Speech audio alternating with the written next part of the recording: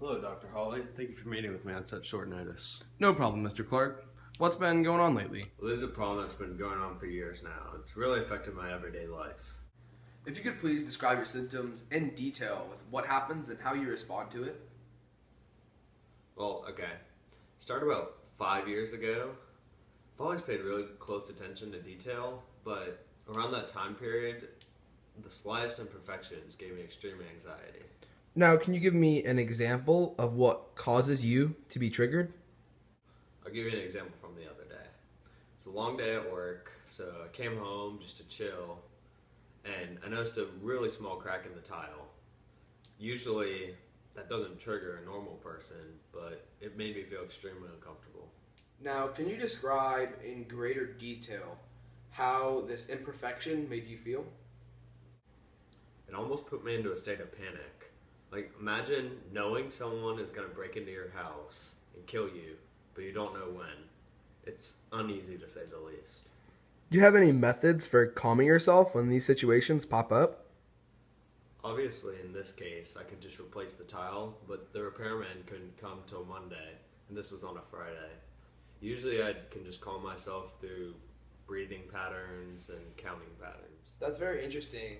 And could you tell me an example of how this issue affects you in maybe your job life, family life, personal life?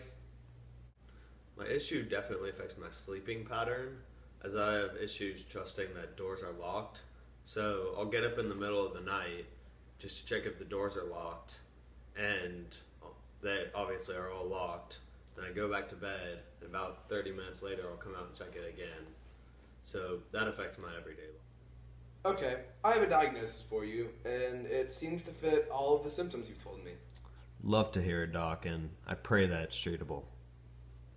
I'm diagnosing you with obsessive compulsive disorder, which is also known as OCD, and really it just shows that your need for protection and having, for example, having all the doors locked, and then the compulsions to calm yourself down through counting and your other methods really just brings me to the answer of OCD for you.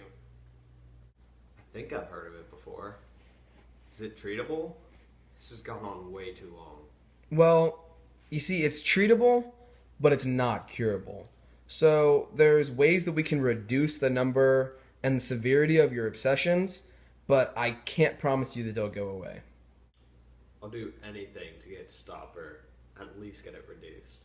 Well, first I'm going to start you off with some stress relievers that you can do with yourself, so self-treatment.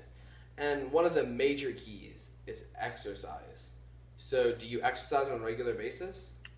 I used to, but I haven't really since we moved here about 7 years ago. Well, that could be part of the problem. And another thing you can do that I've found that a lot of my patients find helpful is to write down when you find a new obsession, or even just write down when you have obsessions.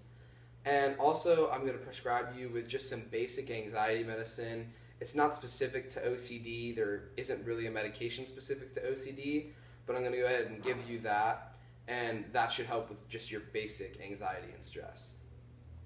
Sounds great, Doc. Thanks for meeting with me and talking me through my issue. It's really helped.